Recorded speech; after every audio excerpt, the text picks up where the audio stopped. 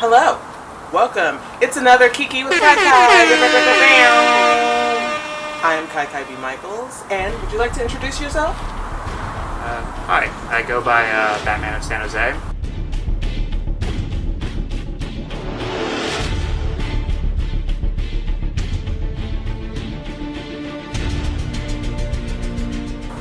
Yes, I am so excited for this interview. Thank you so much for being here.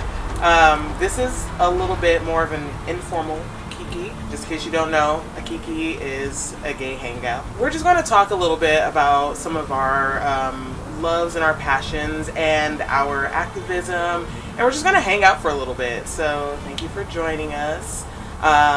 First question, why? Why do you look like this right now? Why are you doing what you're doing? Back in my junior year of high school, I was driving home from school and I saw this person with the hood of their car up, clearly they have some battery trouble or something. So I pulled in because I quite frequently had to deal with that because my car battery was kind of shit, to be honest. Mm-hmm. Is there a thing with language or anything? Oh, no. Okay, good. Yeah. Just making sure. Yeah. But yeah, anyway, so pulled into the parking lot to try to help jumpstart the car because I needed the help a week before, so I figured I'd try to help out. Ended up realizing that this person was living in their car, which wasn't a big deal to me. Shit happens. Need to get somewhere. Yeah. So I tried jumpstarting the car, but again, my car battery is kind of terrible, so it wouldn't work. But there was an auto repair shop in the same parking lot, so I figured I'd go in and ask for one of those jumper cable boxes, to help jumpstart the car, because I've used that service before. It's typically free. At most of these places, they don't charge you, or they'll give you a very small fee. So I figured, all right, well, might as well just go in and see. And the first thing they asked me when I went in and asked was, are they living in their car? And I said, sorry, I don't know. Well, why does it matter? And they said it was against company policy because they were living out of their car. So I left, walked back into this person, tried to explain what was going on. They were devastated, obviously. Tried it again to jumpstart it with my car. Didn't work. Eventually, I was kind of sick and tired of that behavior from this company. So I walked back in, very politely asked again, and then continued to do that same thing for every 30 minutes or so until the person finally was like, all right, if you stick around till the end of my shift, I'll come out and do it. I'm not supposed to, but clearly you're not going anywhere, so fine. I said, fair enough. Caught them before they snuck out the back door. They came out, jump-started the car, literally took 30 seconds. What I realized as this was happening was that the person who needed help with their car was so thankful to this person who had up till then told them that they essentially were not a person, that they weren't worthy of help, and they were still thankful. And I could pinpoint the moment that the attendant at the front desk realized that they were doing this to a person, that this wasn't a statistic, this wasn't an issue, an annoying problem. This was a human being it's not that a they policy, were hurting. A company policy. Exactly. It's company cruelty. And that whole idea of the fact that it took forcing this person to interact with someone who needed help for them to realize that they were a human being in need of help, it really stuck with me. So I wanted to kind of do something, because after that I was really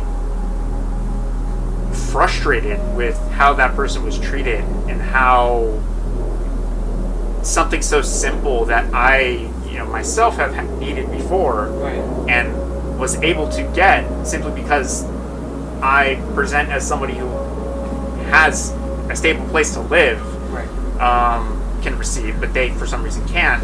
It really messed with me. So I decided I wanted to do something to force people to acknowledge that we're ignoring people. I had done some cosplay stuff in the past. I realized that it might be really effective at kind of catching people's attention, and which then I could divert it to the issues at hand that people need. So started dressing up like Batman and going out and distributing food, water, socks, clothing, tents, whatever people really needed.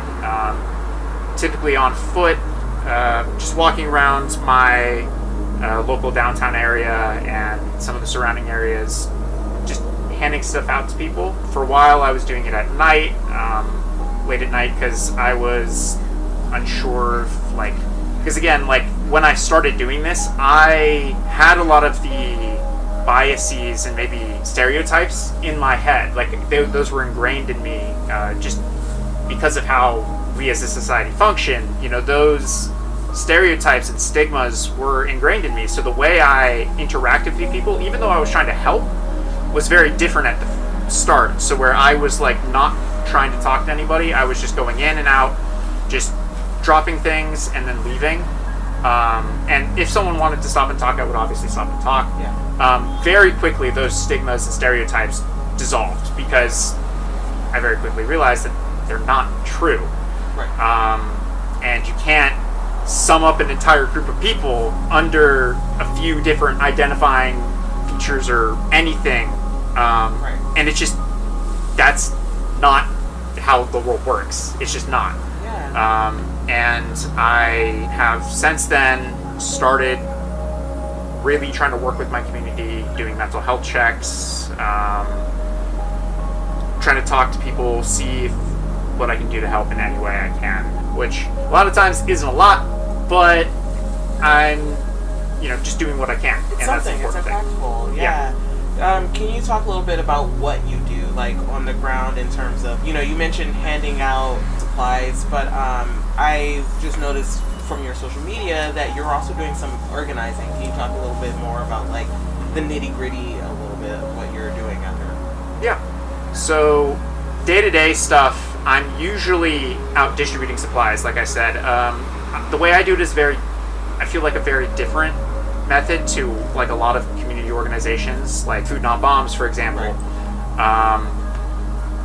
Where these organizations are stationary and have people come to them. I take, like, collapsible folding wagons and I distribute supplies directly in unhoused communities and encampments and stuff like that. So I will bring supplies to encampments to deliver. I also don't kind of do like an assembly line kind of thing. I more so treat it like a take what you need, leave what you don't sort of thing. Because, like, one thing I realized pretty quickly is that when I was assembling these supply kits, when you have a massive group of people and you're serving like 80 people in one go, that makes a lot of sense to just put together kits. Yes. But for the more kind of direct, like, person-to-person interaction, not everybody needs a toothbrush. Right. I knew a guy who had like a tub full of toothbrushes that he kept getting in these kits. Yes. It was like, I appreciate the thought, but this is not helpful. Yes, that definitely sticks out to me, because working with unhoused folks, I've started to learn how much charity is what someone thinks you need rather than what you actually need, like what's functional for you. So many people, like, have access to food, which is amazing. That's great.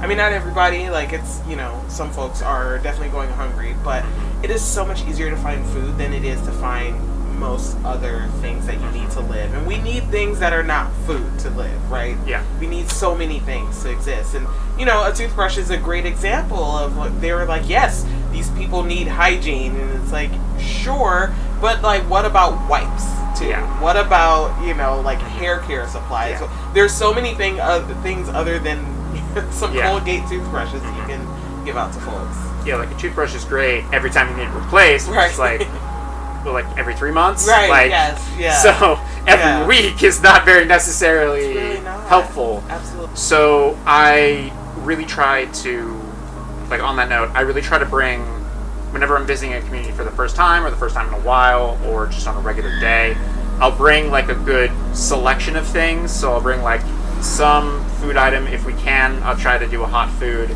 Other times I'll do, like, canned goods, stuff like that, just whatever I can get my hands on. Right. Snack food, water or some other drink, socks, and then some basic hygiene stuff, and then I always carry first aid, whatnot. Yeah. and then I'll ask people like specifically what they need, because I feel like for me as an individual going out and with my organization Bay Area Superheroes, we are a relatively small group, and we're traveling to these locations, not kind of posting up and waiting for people to come to us. So I feel like we can kind of fill the need of like more niche requests, like tents, sleeping bags, phone chargers. I think one time someone was asking for an umbrella, like all these different things. We can kind of fill that niche a little bit more. So we try to move around a lot. And then on top of that, with, like you mentioned, community organizing, as of late, obviously with the recent Supreme Court ruling and then Gavin Newsom's executive order, encampments that people are staying in are under threat of destruction. People are under threat of arrest or worse. So we've been doing a lot of, myself and my fellow community organizers back in San Jose, we've been doing a lot of encampment kind of watch, and then like cop watch, stuff like that. Just making sure that people who are performing these sweeps are doing so ethically. There's just really no ethical way to do this. It should be just providing housing. But, and I can get into that. But there's a legal way to do it, there's an ethical way to do it, and there are illegal ways to do it, and there are unethical ways to do it, and the authorities will use those illegal tactics sometimes, and that's where you can, like, that's why we need cop watch and things like that, because it's important to catch them doing the illegal shit on video and in person, so that we can help litigate against some of these sweeps as a whole. Like in general, I think creating a narrative around how harmful these things are. I don't think people really understand how much harm comes to people when they are displaced like that. Here in Alameda County, for example, we're seeing a lot of instances of sweeps don't get rid of people, they just shuffle people around until they end up back in that encampment, right? Or in that spot to camp out. But folks are losing housing matches, they are losing access to their benefits, they're losing their lives sometimes. We just lost someone, by the creek in Berkeley, and it's happening so often that people are ending up in a worse place than they already were, and it's already pretty bad, right, when you're living in a tent on the streets. But so to imagine that folks are ending up worse off after a sweep should be enough to activate anyone against you. I feel like people who do have housing, who are not living on the streets, don't quite understand how bad these sweeps are for everybody. I spent a lot of time, because like I mentioned earlier, I minored in public policy. Probably going to go back for a major at some point, potentially, I don't know, we'll see. But my kind of thesis in order to get the minor was all specifically about encampment sweeps. I did several case studies across the country, like San Francisco, Oakland, New York City, San Jose. I think I did Denver as well. All these different cities, and how much these encampment sweeps cost. They're so expensive in comparison to how frequently they have to do them, because they're not providing the housing or the resources after the fact. It's millions of dollars every year that could be going to filling that pothole by your house, or I don't know, putting in that stop sign near that fast intersection or whatever. All of this money is being pumped into essentially brutalizing people for no reason. Just because people are like, ew, gross, I don't want to see that. Which doesn't make sense, even if you're a cold, uncaring, no ethics involved person. The logical thing should be okay, we put somebody inside, now they're inside. Now we don't have to worry about the problem anymore. But for some reason, there seems to be this dedication to the brutalization of people. And the cruelty is the point. Yes. I don't know why that's happening. I have some theories, but My working theory is that it's a threat to the rest of us. That if you don't stay in line, if you don't help uphold this toxic white supremacist system then you're going to end up right there too. Mm-hmm. That's why there have been no policy changes in this country geared towards making sure that, you know, the fact that all of us are a paycheck away from being on the streets ourselves, like, there's no policy changes in terms of getting that to change. Yeah. And coming down the pipeline, there are none. There's nothing to actually address any of the root causes of poverty, because what happens when you're impoverished? You end up criminalized. You end up needing help and, you know, not getting that help, which drives you nuts, right? And then, you know, we have no help for mental health care, or we have no mental health care either. So you end up turning to drugs to self-medicate, or, you know, abusing alcohol, things like that. Then you get written off by the rest of society when people would have been nice to you. Now they're like, well, they're crazy and on drugs, so you get thrown in jail for free labor for Whole Foods or whoever, or Walmart or whatever. Yeah. The weird thing to me is that if you actually look at, like, studies and research and data, like, hold up a minute, I get asked so many questions every single, like, the same 5 questions, of course. Yes. That I have a notes section on my phone specifically with copy-paste responses to comments. I want to know. And I just want to pull this up so I'm citing my sources correctly. Absolutely. But, like, a national survey on drug use and health, it's a 2022 study, found that 74% of people who are unhoused or homeless are not addicted to drugs. 74%. Yep, that sounds right. There's only 26% of unhoused people who use drugs, and again, those people are still deserving and worthy of help. And addiction is a medical condition that you are suffering from. It is not something that you are indulging in or enjoy. Right. Same thing with mental health. Yes. But, like, that, people don't think about that. People don't think about the statistics, even though we shouldn't be writing people off for these reasons regardless. But, like, those people who are using these people's reasons for suffering, people's pain and suffering, to write people off, they're not even right. Like, they're not even correct. They don't even know what they're talking about. And they're shooting themselves in the foot, because, as you said, it doesn't actually make the situation better for anyone to be cruel to these people. It's more expensive. It is more of a drain on society in general. It's a drain on the mental health of the people around them, of the service providers who are providing services for them, of the businesses in the areas that are like, oh, why do I have to deal with the guy in my trash can, owner of Boy Chick Bagels. I was in the Berkeley City Council meeting, and I heard, you know, this person say, well, you know, they're in our trash.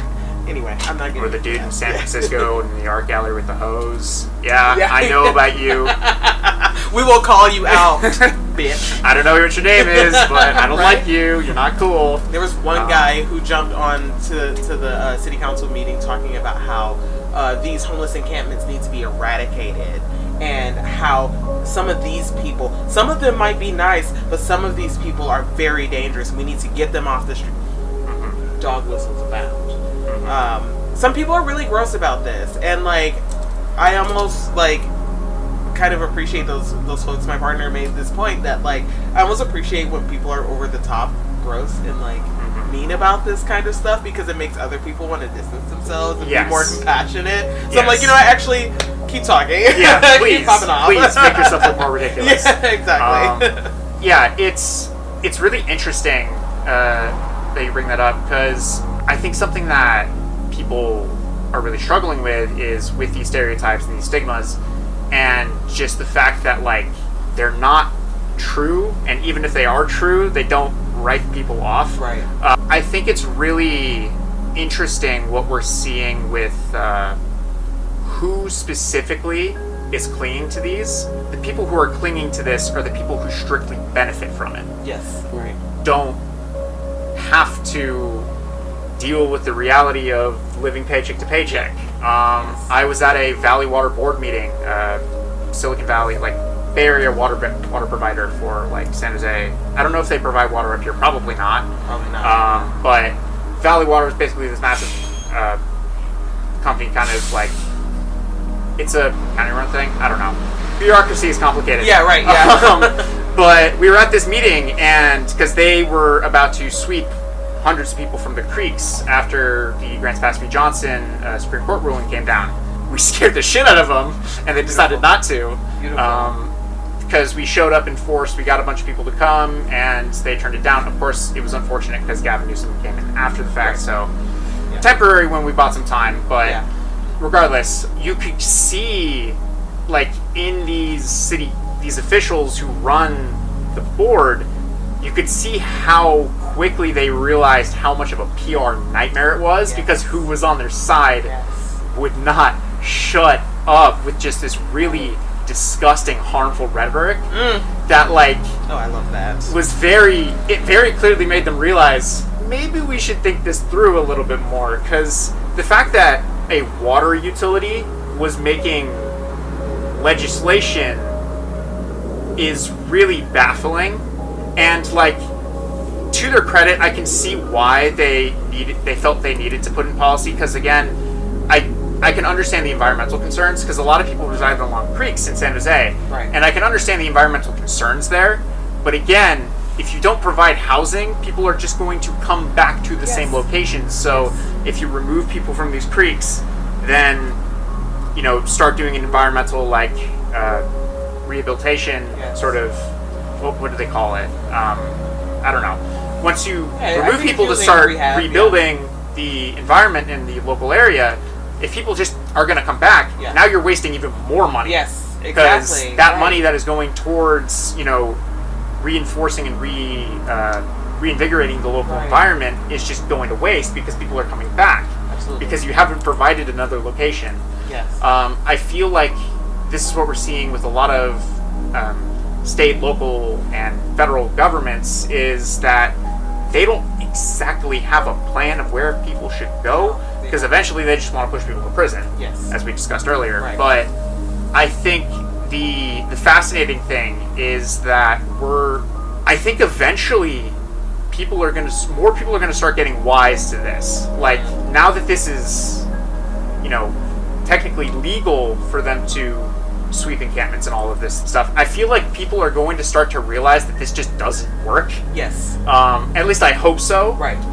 That would be the one positive thing to come out of it, is that people start to realize, oh, well, I was just being an ass. Right. And maybe start to realize that, okay, we actually need to start funding housing, providing housing. And, like, San Jose was discussing pulling money from affordable housing to do more sweeps. So I don't think the policymakers are going to catch on as quickly, but I'm hopeful that local communities will start to realize that, like, regardless of how, like, empathetic they are, I think there's a hope for me that people will eventually start to realize, regardless of the empathy, that it's just not working. Because I'm realizing more and more that if we can get people on side, it doesn't matter if they're entirely empathetic. We just need to get people safe. Is my concern. That's what I said in the Berkeley City Council meeting, was if you work with us, we won't get it done immediately. We won't be able to, like, make all the homeless people go away from this street you don't want them on tomorrow. But we will be able to do it a lot faster than we're on track to do it now, with the sweeps, with the cops coming in and being awful. But also, like, if we work together, then we can get rid of this problem as a whole. We can make this problem, you know, be reduced drastically, if not go away entirely. Folks don't want to be harassed by cops. They don't want to see you staring at them while they, you know, drive by your tent. Like, no one wants this. Exactly. As it is. And, like, sometimes we need to be creative. I think that one of the things that's being proposed by some community members is to set aside some space for folks to set up camp, at least for right now. It's not housing, but it's a place away from residential areas, so that appeases the concerns of the residents, but it's also a place where folks can, like, have dignity. But I think we run up against that issue of, you know, the people who benefit from this are going to be against pretty much anything meaningful, because if you allow people to go build a structure, what are they paying $2,000 for a one-bedroom for? If they can go find a lot and put up, you know, 4 plywood walls, they might go do that. And then you have people kind of dropping out of the workforce. You have people, you know, creating a life for themselves. So I think we really have to understand, like, the the fight that we're actually fighting. Yeah. And part of that is that we are fighting against a future that Octavia Butler wrote about, where there's slavery and there are rampaging, people who are just like making life hell for other people, and everyone fighting each other instead of building something sustainable. Which actually, I want to kind of go back a little bit to the cosplay piece of this, because we spoke a little bit already about engaging folks. Because I think that at the end of the day, we do need to talk to our neighbors, and I think this is a good way to do it. I think that using things that are accessible to people, that are fun for us, art is so accessible and fun. Using that as a carrot to draw people into issues, to me, is just my favorite way to do activism. So, what about cosplay in general gets you going? Can you talk a little bit about how you're into the community, San Jose cosplay community and stuff? Yeah, it's kind of interesting because I feel because I've been gone for the past 4 years off of college, and I came back for Christmas break and summer and obviously and all of that, but I feel I haven't really reestablished myself fully yet. Definitely working on that, but I think something that was very interesting with the cosplay community was that it was something that is constructive and not draining from the my mental and emotional capacity. It's something that's fulfilling. It's fulfilling to finish a project. It's fulfilling to solve a design problem. And while I don't think that I have fully reestablished myself in the cosplay community in San Jose just yet, I still definitely feel that at least on my own, outside of the community, which I need to get re-engaged in, to be honest, but outside of that, just for my own personal kind of mental health and everything, I think being creative and being able to take something during the winter we get flooding along the rivers, and we have to, because the city doesn't fucking do anything to help people. They go by with a bullhorn at 20 paces away from the river where you can't even hear what the fuck they're saying. Right. At 6 in the morning to warn people in one language. We go out and do it.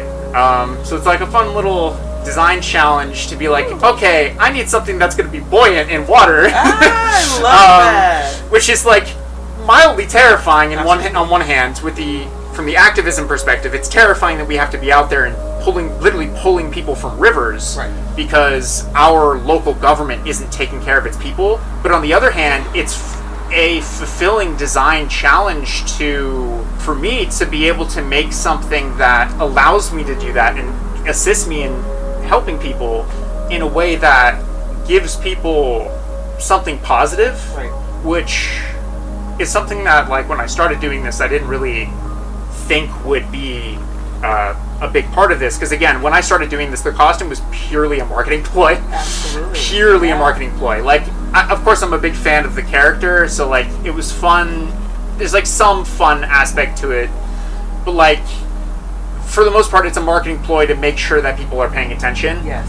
But something I didn't realize that people have really started to identify with to me and sort of key me into is that people latch onto it because it gives people a sense of kind of hope and purpose. Yeah. To where they can sort of feel empowered themselves. And that to me was something that, I guess it's obvious in hindsight, but at the time I wasn't thinking about that.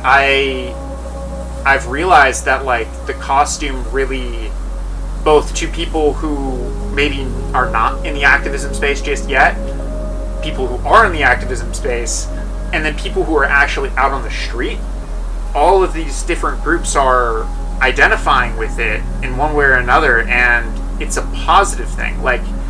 I'll be honest, when I'm working with people and I ditch the cape because it's 100 degrees out, people are why are you wearing the cape? People take it very seriously. People identify with it. Yes. There's an element of enthusiasm and joy in it, which to me makes it worth it. Yeah. Because I'll be honest, none of this is convenient. No. Necessarily. It's awful. I add I add enough utility to it that it's helping me more than it's hurting me, but the line is very... It's work, though. It's a razor-thin line. It's so much work. I'm wearing a corset right now. Yeah. It's stupid. But, no, that's beautiful. I mean, like, I really do feel like it's important to utilize cosplays. Like, even if you're doing cosplay for fun of it, you're not incorporating it into activism or anything. Like, I do think that there is something that people really connect to, seeing someone embody their favorite character, but cosplay is not necessarily just about recreating something. It's about what you do with that recreation. Even on just the most basic level of utilizing this art form, it's about how your personality fits within the context of your recreation. And I think it's beautiful to take a character that so many people love and grew up with, has been a big part of a lot of nerds' lives, and take that character from being someone who like beats up on mentally ill, criminalized people for the sake of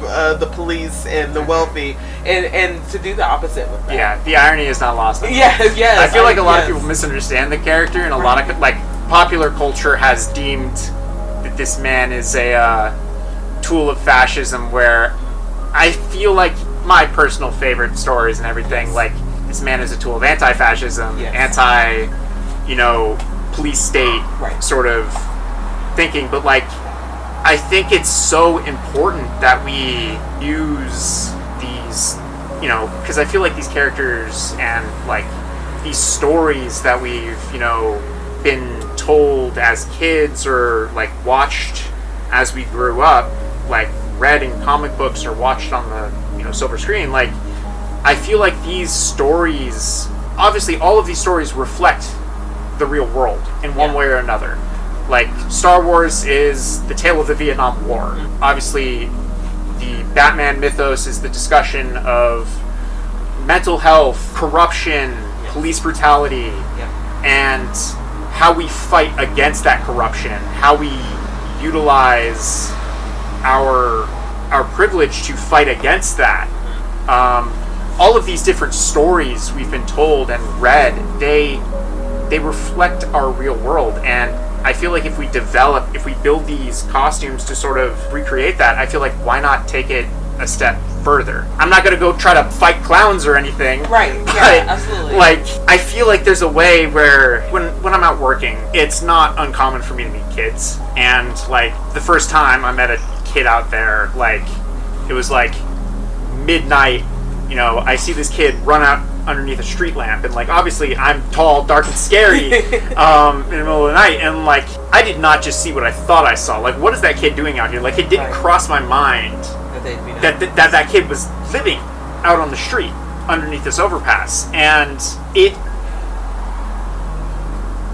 really hurt to see that. But also, when I approached and I was able to talk with this child and their mother, who works so hard. They're actually in housing now.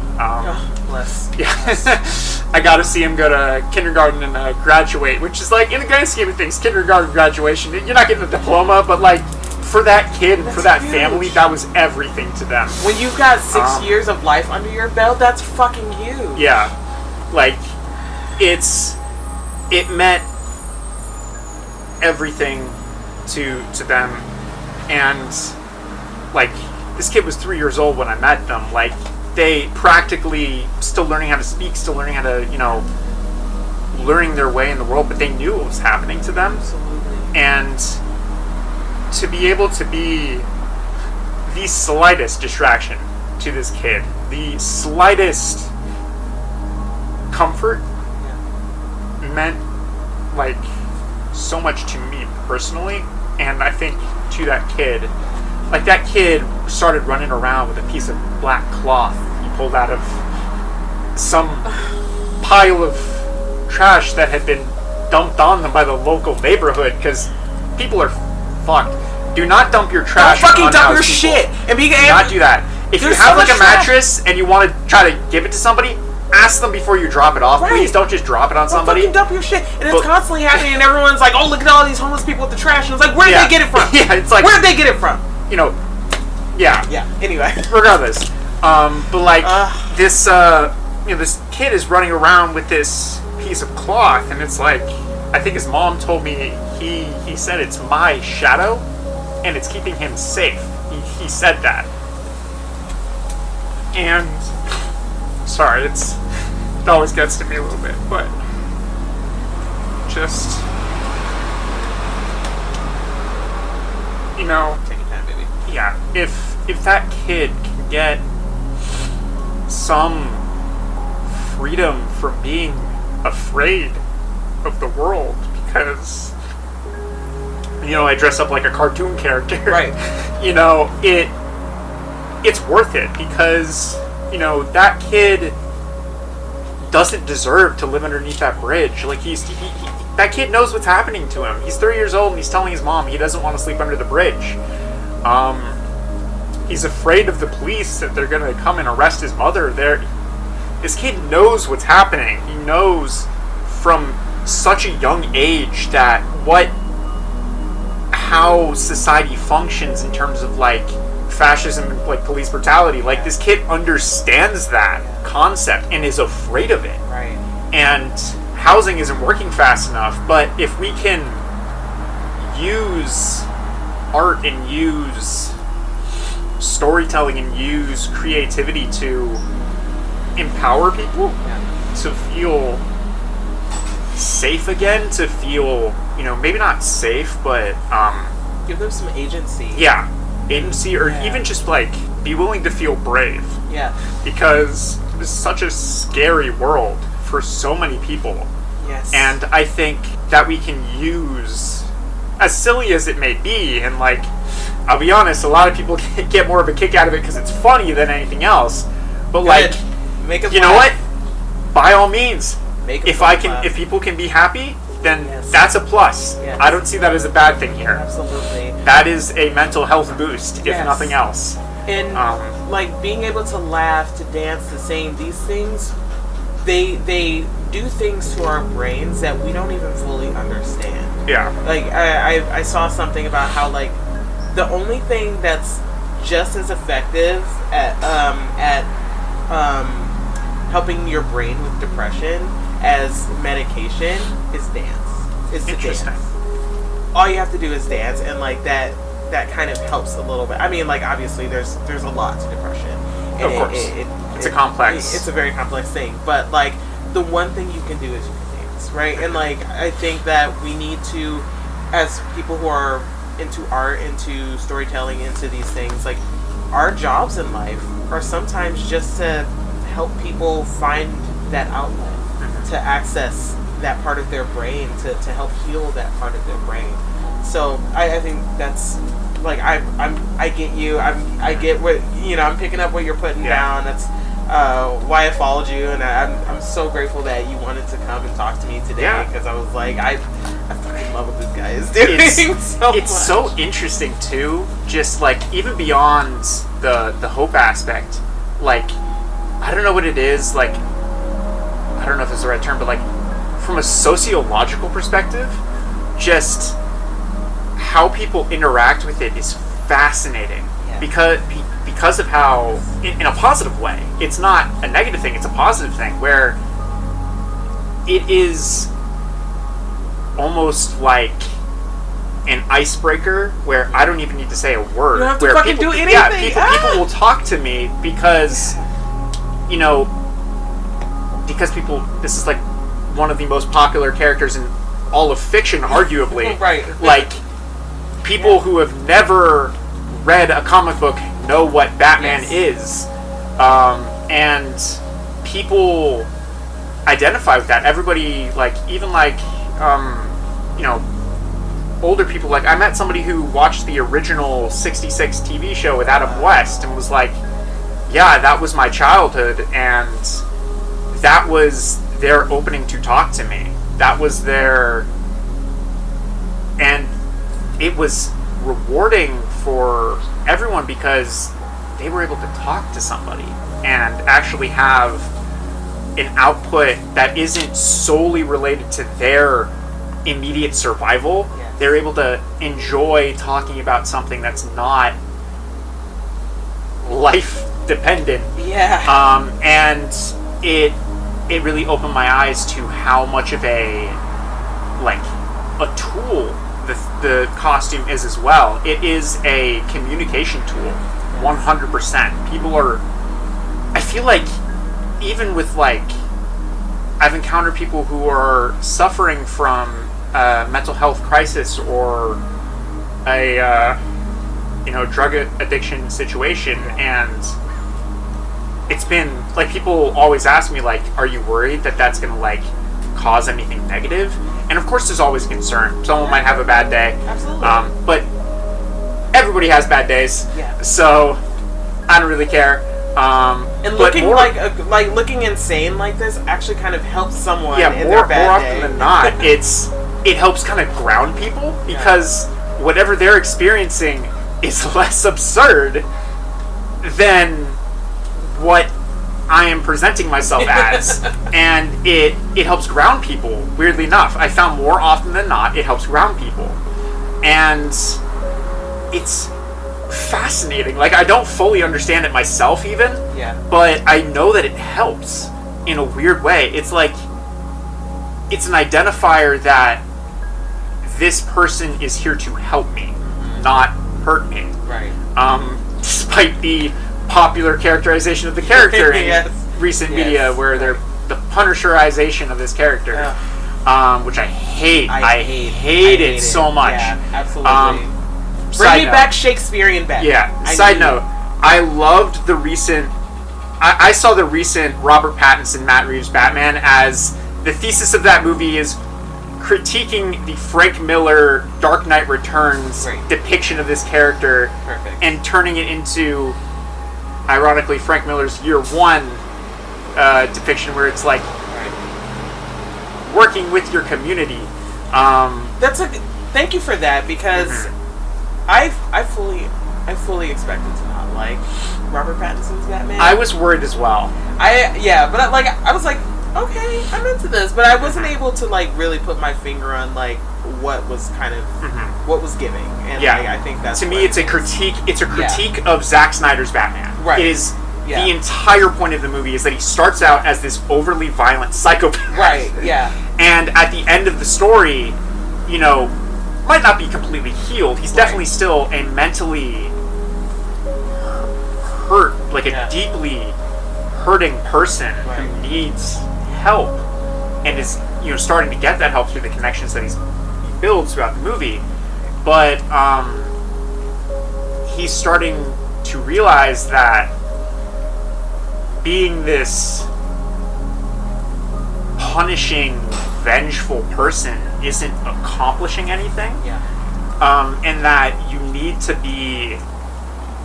hope, you need positivity, you need, Batman is a superhero, not a violent, punishing psychopath. Right. And people forget that. And you need some realism thrown in there too, and it's odd that we're looking for realism in this, but the realism of life is complex. There are many shades of gray in there, and just reducing him down to a cop, it's just that it's antithetical to the character, I think. And I think that's why too, so many people identify with the villains in that series, because there is a lot of complexity and nuance within the villains that reflects back on the complexity and nuance within Bruce's character, and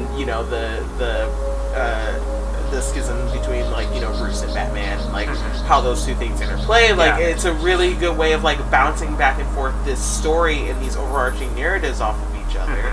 And I won't get into all the queer coding of the villains and stuff like that too, right? Absolutely. Marginalized people and and I think it's so fascinating that something that has been lost, I think, from this character and this character's mythos is the rehabilitation aspect of the character. Something that Kevin Conroy's Batman in the animated series and most post Golden Age, whatever Zack Snyder was doing. Right.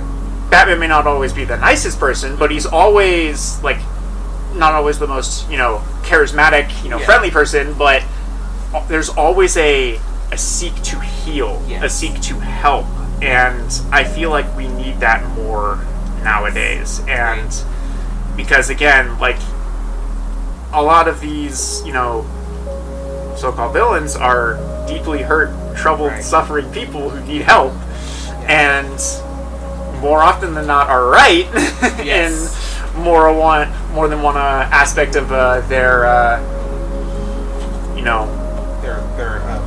motivations. If their tactics are wrong, their motivations are usually correct. And I feel like more often than not in popular media nowadays, we're seeing the sort of Killmonger explanation of a character where you have this person who's like, I want to overthrow white supremacy and slavery, and I'm going to use this, my birthright to this ultra powerful nation to do so. And then, of course, Disney being Disney, they need to throw in, he's also going to commit genocide. Right, exactly. Just so that you can't identify with that character. He's going to use a tool of white supremacy and... Exactly, because nuance isn't fun. Right, no. Arguing, there isn't any argument to be had there, which... Look, the U.S. government is financing those movies. They gotta... Oh, yeah, no. They gotta plug themselves, of course. But anyway, I think... back on the topic of like mutual aid and everything, like tying this all back together, I think we as, nerds, as people who care about, popular culture and these, comic books, movies, TV shows, like all of these things, like again, I said before, like there are underlying values and, morals in a lot of these stories, and I feel like using the characters as the tools to kind of work towards the betterment of society is very useful. And it's also just really, I'm going back to like the sort of sociological aspect of it. It's super weird what I can get away with doing this. Oh yeah. Like again, people like when people are having a bad day or something, like people, not always, but people more often than not willing to kind of work with me a little bit more. Because again, I'm very clearly not a police officer. Right.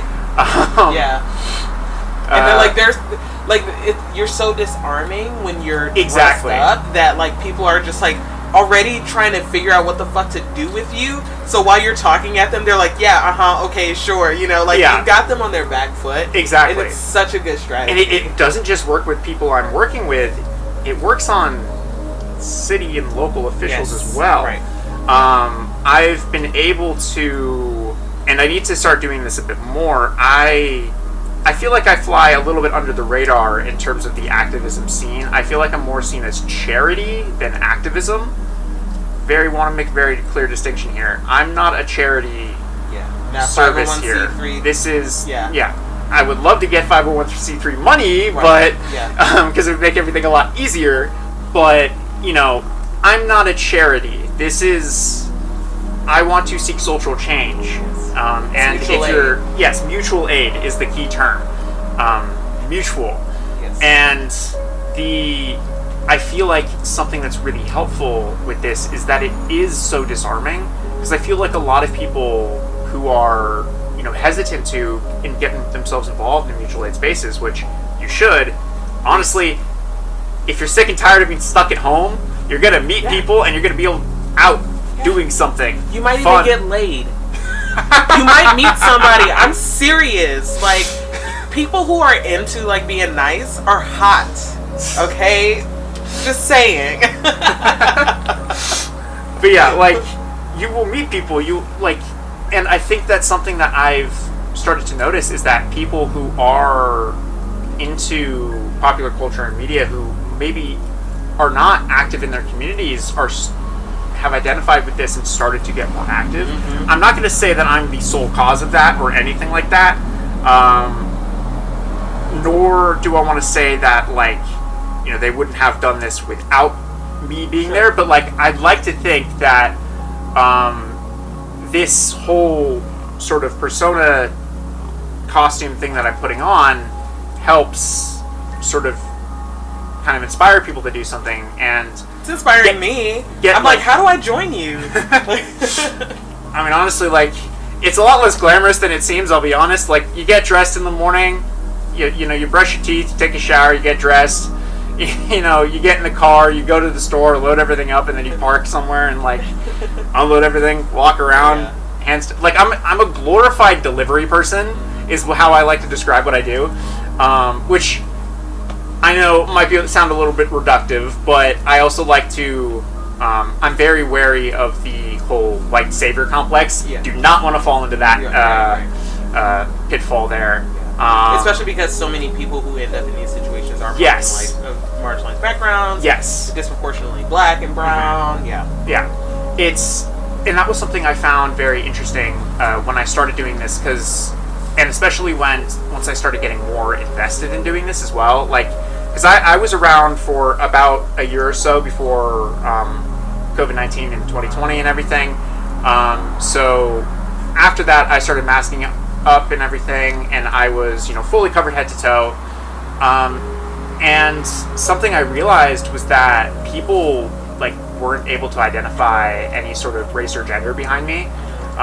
It's the same thing with, like, Spider-Man, where Spider-Man is kind of sort of becomes genderless and raceless with the whole costume on, so anybody can kind of see themselves as that person.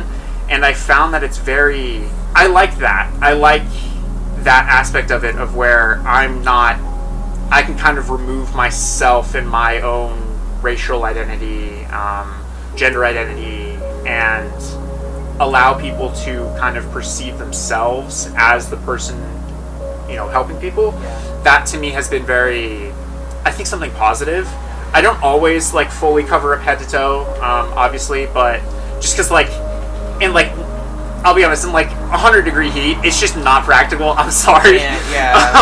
You're outside. Like, this has to function for up to, like, 8 to 12 hours sometimes. So, like, I need to be kind of comfortable in it, so sometimes I'm not fully covered head to toe. But in my ideal situation, I would like to be, because I think that is something that is very positive, actually, is that I'm removing my own personal identity. Like, not all of my identity, of course. Like, my personality and everything is still there, but, like, I can remove, like, my gender and race from the context of what I do a little bit, which I think is very positive. In a lot of respects, because it allows more people to identify with it. Because I feel like so often, particularly with this character, is so, like, I feel like Batman is inherently tied to his wealth. I like that there's an avenue where I can kind of navigate away from that and allow people to identify with the character in any way they can. Because I think that's really important. Regardless, like, I think it's just really, it's a really useful tool. Absolutely. I think it's beautiful. I really find myself, you know, just as a drag performer, doing so much more activism and community outreach like this, and like, I find myself enjoying it so much more. I do outreach as my day job too, and I like to wear fun clothes, right? Even like my day to day, like, there's always something interesting that I wear, and it's kind of like my way of pulling Kai into Kai's life a little bit, in a way that makes me a little bit more accessible and approachable to people when I'm doing outreach. Like, I have these, like, very rogue-like boots, leather boots that I saw those. Those are really cool. Thank you. Or, like, you know, just like sometimes I have, like, a jacket with these runes on, or, you know, like, just like I try to wear something kind of interesting, because people are like, "Oh, you look cool." Lately, I'm growing my hair out, and I've been wearing, like, you know, the Angela Davis era, like, you know, 70s kind of afro, and people, like, have been commenting on that. So, like, there's just that, like, breaking down of barriers, especially working with the community here in Oakland, where a lot of them are, aging black people who have been displaced from their homes due to gentrification. So, like, they see the fro and they're like, hey, like, it reminds me back in the day of the Black Panthers and stuff. And, like, that's also something that gives me a lot of motivation is thinking about the work that has been done. I think it's fascinating that, like, Oakland is kind of that blueprint for a lot of the mutual aid that we see across the country now. Yeah. And I'm so happy to be even a small part of that. And actually what we were talking about just now, it's fascinating to navigate the bureaucracy of everything.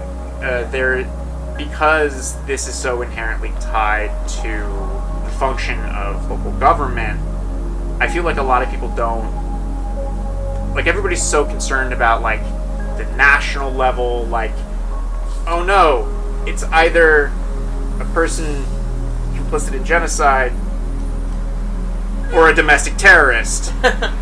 International who is terrorist also or domestic terrorist. Yeah, exactly.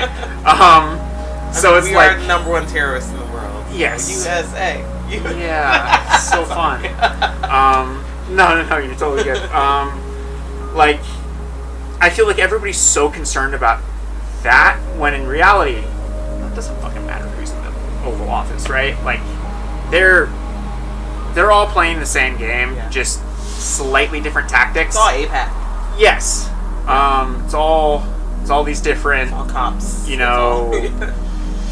Lobby groups and everything, lobbyists and money and lawyers and politicians. Your mayor makes a difference. Exactly. Your city council makes a difference. You can bully your city council. You can bully in person your city council, and they will do less fucked up shit. And I think that's why I'm doing this. I'm like, trying my best to do what I can in my own little circle and encouraging other people to do the same thing. Like, I want people in other cities to, create voter guides and talk to their local blah blah blah, right? Like, not that we don't have a decision to make in terms of federal offices, of course, especially the presidency. We have a decision to make, but you know what? Honestly, for me, that's so much less complicated, especially as Californians. Like, our vote doesn't matter anyway, but at the end of the day, sure, you got to pick one, and you're gonna pick one, okay? Like, or maybe pick out of the 3 or 4 or whatever, and then people will yell at you for your decision there. But at the end of the day, it's, to me, a smaller decision, a much less impactful decision than the local stuff. The local stuff is where things actually happen. Yeah. All of the national level stuff is the framework that gets sent to the state level stuff, which then further refines that framework into, state laws, which are then pushed to cities, and then those cities are where that actually needs to be put in place. So if you can cut it off at the city level, you can actually start to see really positive change. Very quickly, too. Very, very quickly. Like, for example, the Valley Water thing I mentioned earlier, like, unfortunately, we weren't able to postpone it for very long, but we were able to postpone a series of sweeps because we went and actually told them, you're dumb as hell, don't do this, you're literally wasting money, and you're just hurting people. Right. And the environment and everybody else. You're not doing anything right. Like, just stop. Just stop and think for a singular second. Like, it was so funny, like, sidebar. It was so funny to enter that space, and then I had, like, several questions for the person who proposed the policy for the encampment clearance and everything, and then, like, the obviously the board members also had questions, and this fucking guy had no answers to any of the questions. Like, he had this book in front of him, and he's like, so did you send social workers out there to talk to people? No, we didn't do that, in fact. Oh, okay. Did you contact social workers to go out there and talk to people before we came to this conclusion? Oh, no. Why would Imagine we do that? if I was that bad at my job.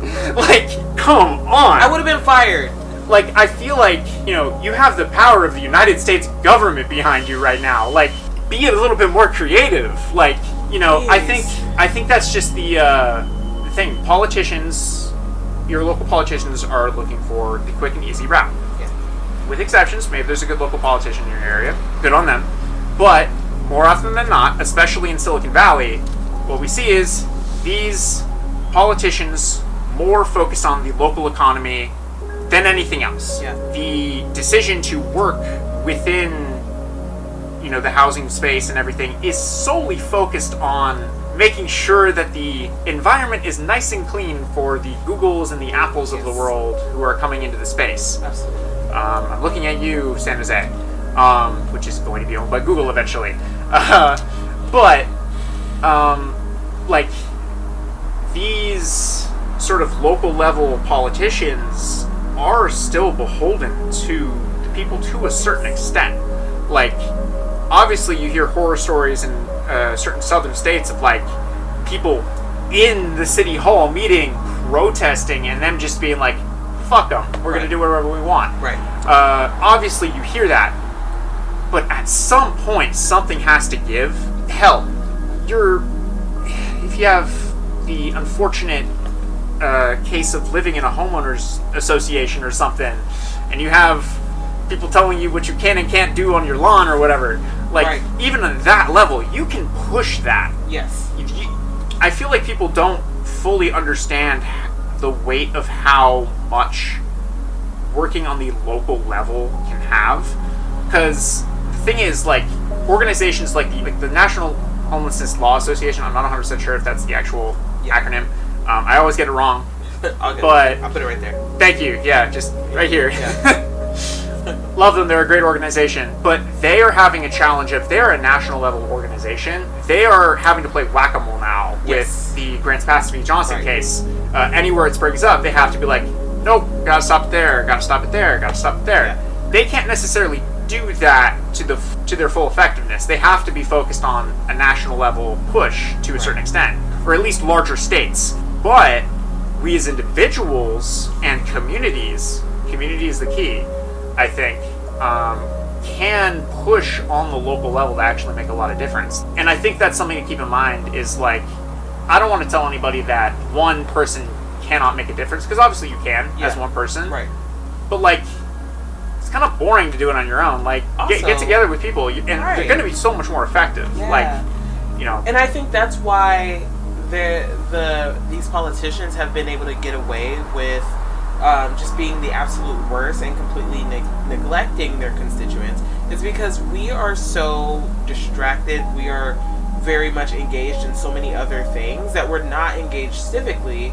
So they've been able to just kind of do whatever unchecked, because maybe there's one person, right? There's one person showing up to the city council meetings and being really annoying. But that's Karen being a Karen, right? That's not the community saying anything, so they get to just be like, wow. They can write that person off. They can write that person off and just keep doing what they're doing. But as a millennial, and I feel like millennial and Gen Z, our tactics of being really annoying about stuff, that's our superpower. Like you said, you kept going back to the auto parts store, and eventually you got what you needed to do done, right? Be annoying. Be the best kind of annoying. Be righteously annoying, because it's what's working. It's why we're even having a conversation about an arms embargo in regards to Gaza. It's why we're even having conversations about healthcare in the first place in this country. The fact that we're even debating that is because enough people were fucking annoying about it that we have to talk about it.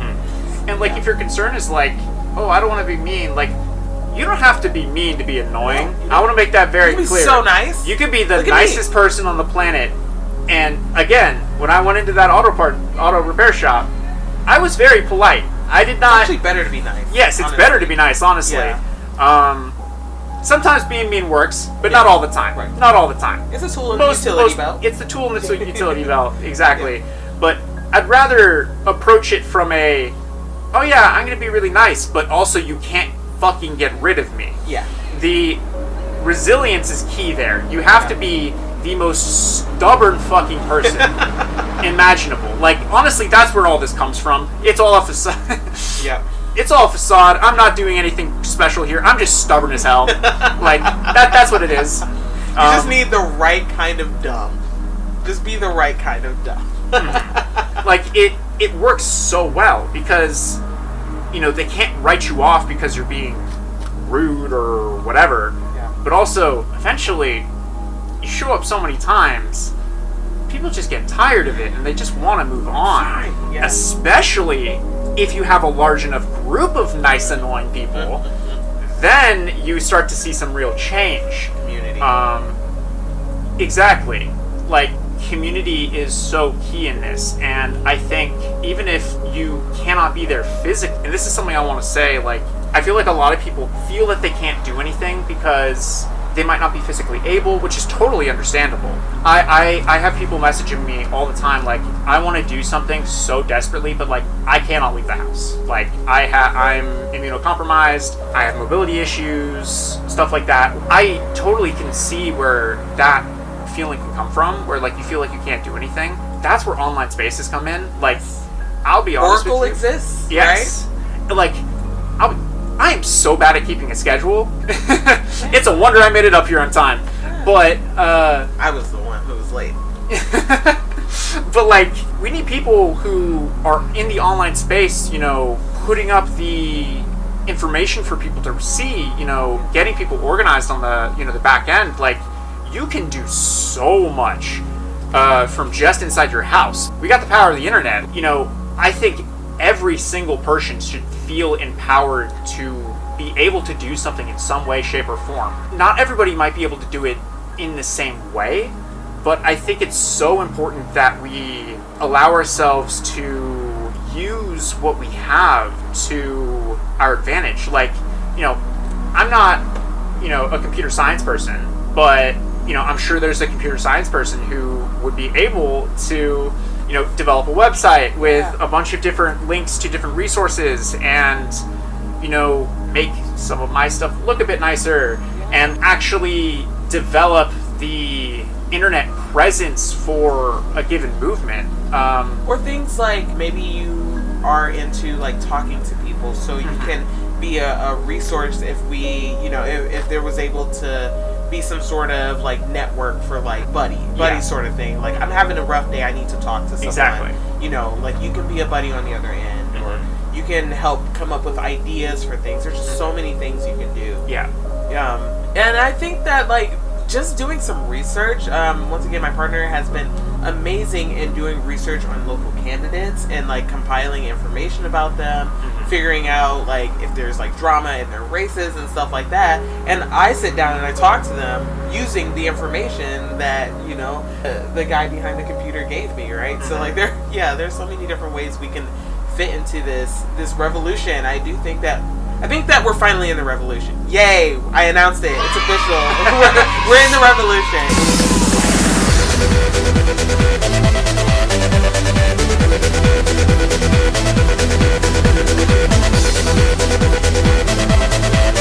Surprise! Surprise! Hey!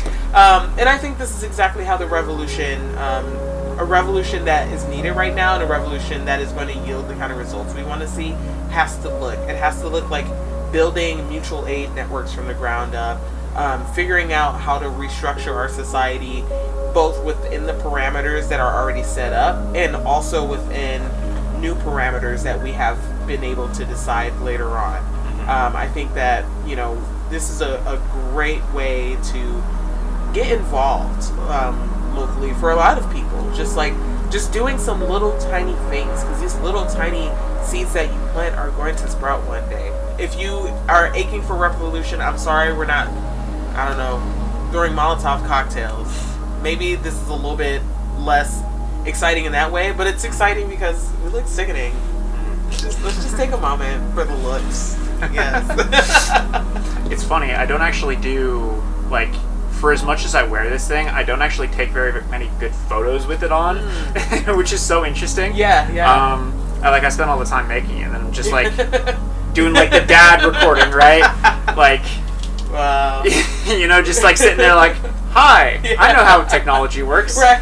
And, like, it's just, like, it's so weird, because, like, I don't have any production value, because, like, I'm a recent college grad, like, I don't got money. You don't have like, anything, yeah. if I had money and film experience, like, I don't know, I'd be doing film making or something. I'd love to do that. If you want costumes made, hit me up. I mean, I don't know if I can plug myself Yes. outside of this. No, I'm not going to do that because, like, I kind of like to keep That's fair. my whole thing separate. It's actually interesting. I didn't touch on that. Something else that I really like about the costume is that I'm able to kind of keep, like, obviously everyone I work with knows my name, knows what I look like, stuff like that. Mask comes off if people want it. Yeah.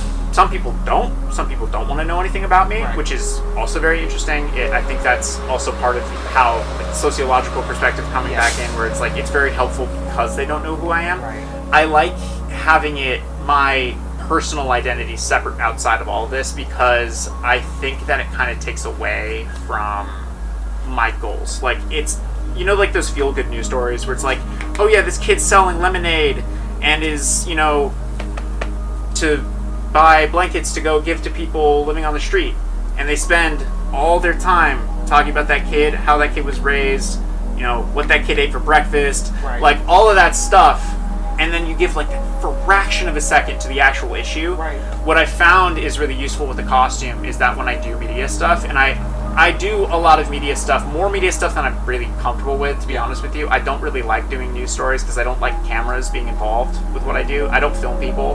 Right.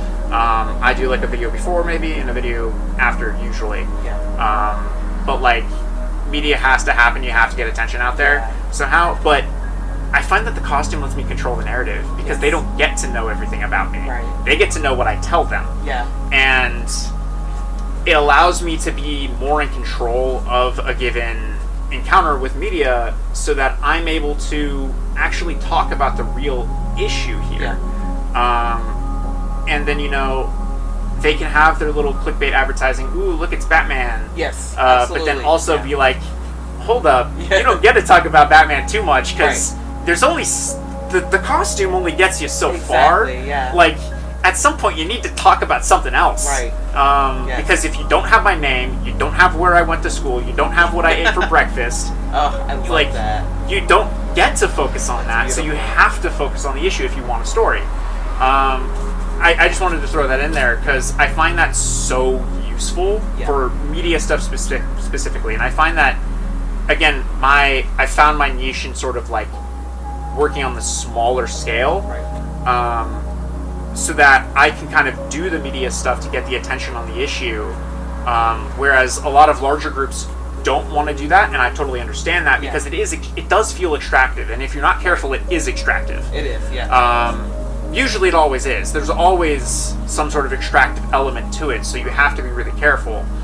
And you have to know when to hold them, when to fold them. You have to know when to leave and walk from an interview. If you're ever doing a news interview, if you end up in the mutual aid space, like, you know, I've walked. You got to learn how to walk because if they're not respecting people, you are putting people in danger.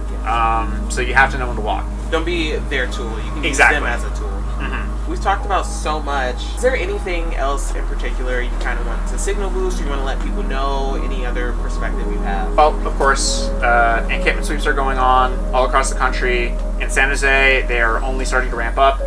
State and city are not working together. The state's giving people like 3 days max to get their stuff together. The city's giving like max a week. We need your help, both providing resources to people, communicating about this issue, and also showing up to encampment sweeps to actually support the people who are under attack. Yes. You cannot have too many people at an encampment sweep, honestly. Yes. More eyes, the better. Yeah. Record. Yes. Hang out. Bring some They will laugh at you. They will, you know, try to pretend that you're not there, but you are there, and it bothers the fuck out of them. Yeah, they hate it. It means that they can't hurt people. They can't cut corners. Right. Maybe they don't want to hurt people intentionally, but they do cut corners. Yeah.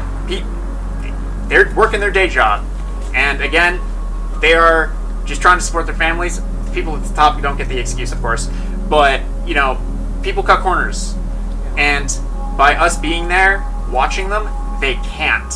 They have to be careful because then that reflects back on them. Shout out Tucker Construction. I'm watching you. We need your help. If you're not in the Bay Area, you can support in your own cities. I guarantee you there is a city near you or a community near you that is under threat. You can do something. Get out, bring a bottle of water. It's not hard. Keep a case of water in your car. That's what I do. Yes. Water is actually really necessary. Yes, So, absolutely. yeah. Don't lose hope in the world, I guess. I know it's bleak. It's not looking great. I'll be honest with you. I get pretty demoralized sometimes. It's hard to know when things are going to get better when all you're seeing is just misery and destruction. I feel that, and I know a lot of people are feeling that right now. But the world only changes it if you force it to. The world only makes sense if you force it to, and you can force the world to be better. The world isn't going to get better on its own. We have to force it to be better, and that only happens if we find the courage to get up and get out the door, or at least to pay attention, and just know that you're not alone in feeling the somberness of it all, but we haven't lost yet. It's not game over just yet. So, and when it feels like we're losing, a lot of times that's when we're winning. Exactly. We're just seeing we're seeing the boss have to transform into his next form because he cannot beat you in his current state.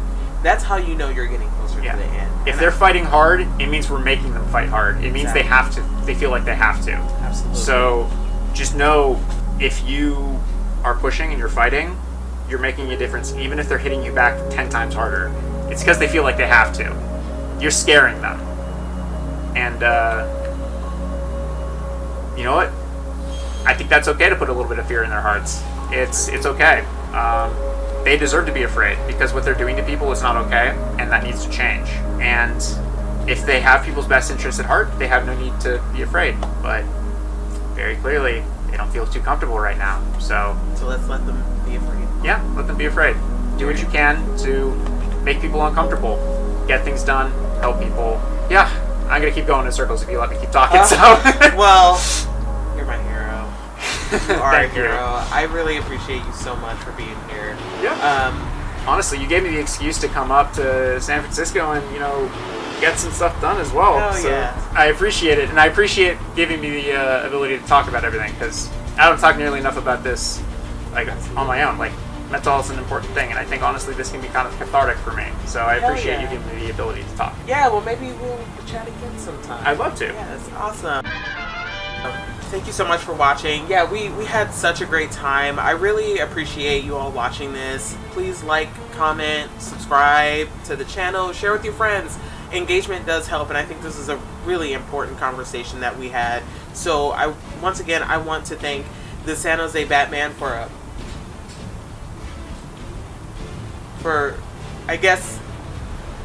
being here. This was a Kiki with Kai Kai. Bye bye. Love you.